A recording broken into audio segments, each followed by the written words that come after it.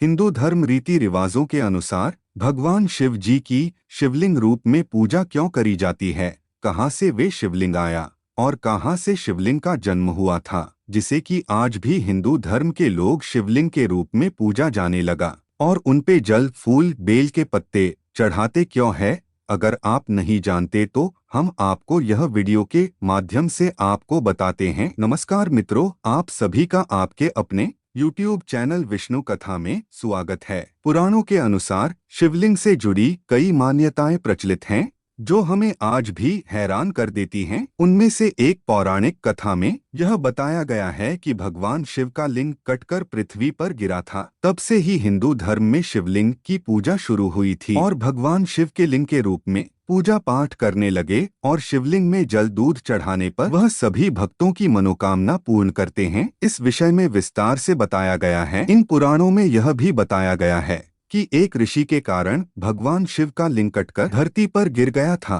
तब से भगवान शिव को शिवलिंग के रूप में पूजा जाने लगा। शिव का लिंग जहाँ पर कटकर गिरा था वह महान जागेश्वर धाम कहलाता है। इस पौराणिक कथा का विस्तार इस प्रकार से भी बताया गया है कि भगवान शिव वन में घने जंगलों में लंबे समय तक किया तपस्या, इसलिए वे जगह को तपस्थली के रूप में जानी जाती हैं। इन्हीं जंगलों में आदि सदस्य अपनी पत्नियों के साथ कुटिया बनाकर तप करते थे। एक बार भगवान शिव अवस्था में ध्यान में लीन थे। उस दौरान हिंसक दृश्यों की पत्नियां लकड़ी के लिए गई थी। उनकी नगर निगम परिषद परभनी भगवान शिव के शरीर को देखकर उनकी पत्नियां शंकर भगवान पर मोहित हो गई। शंकर भगवान अपनी तपस्या में मग्न थे। उन्होंने उनकी ओर ध्यान नहीं दिया और उनकी पत्नियां भगवान के स्वरूप को देखकर अंधी होकर वहीं मूर्छित होके गिर गई। जब इन सब पूरी रात कुटिया में वापस नहीं आई तो सुबह ऋषि उन्हें ढूंढने निकले। तब तक ऋषियों ने देखा कि समाधि में लीन है और उनकी पत्नियां बेहोश पड़ी है। तो उन्हें लगा कि भगवान शिव ने उनकी पत्नियों को कुछ कर दिया है। यह विचार किया और इस आशंका में वे भगवान शंकर को शराप दे बैठे और बोले कि तुमने हमारी पत्नियों के साथ यह विचार किया और तुम्हारा लिंग तुरंत तुम्हारे शरीर से अलग होकर गिर जाए। तब भगवान शिव नेत्र खोलते हुए बोले कि आप लोगों ने मुझे संदेह परिस्थितियों में देखकर अज्ञानता के कारण ऐसा किया है, इसलिए मैं इस शराप का विरोध नहीं करूंगा। मेरा लिंग गिरकर इसी स्थान पर स्थापित हो जाएगा।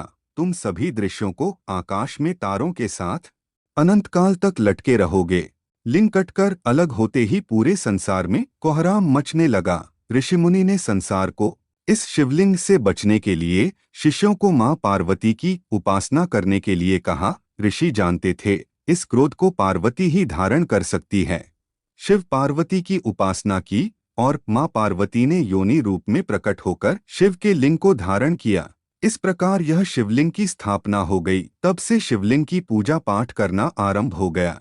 कहा जाता है शिवलिंग पर जल चढ़ाने से भक्तों की मनोकामना पूरी होती है और यह भी माना जाता है कि शिवलिंग पर दूध या फिर बेलपत्र चढ़ाने से उनके भक्तों की मनोकामना पूर्ण होती है। सावन में इसका उपवास अथवा नारियल, बेलपत्र, जल और दूध इन पर चढ़ाए जाते हैं। कहा जाता है कि शिवलिंग अर्थात शिव है, शिव अर्थात शिवलिंग हैं। दोनों को शिव का प्रतीक माना गया है। फिर ऋषियों ने शिवलिंग की स्थापना की और पूजा पाठ करने लगे तथा उनकी मनोकामना पूर्ण होती गई या फिर पूरे विश्व में प्रचलित होने लगी। यहीं से शिवलिंग का आरंभ हो गया। यह थी शिवलिंग से जुड़ी कुछ महत्वपूर्ण बातें। आशा करते हैं यह जानकारी आपको जानने के बाद पता चल गया होगा कि शिवलिंग की रचना कैसे हुई थी।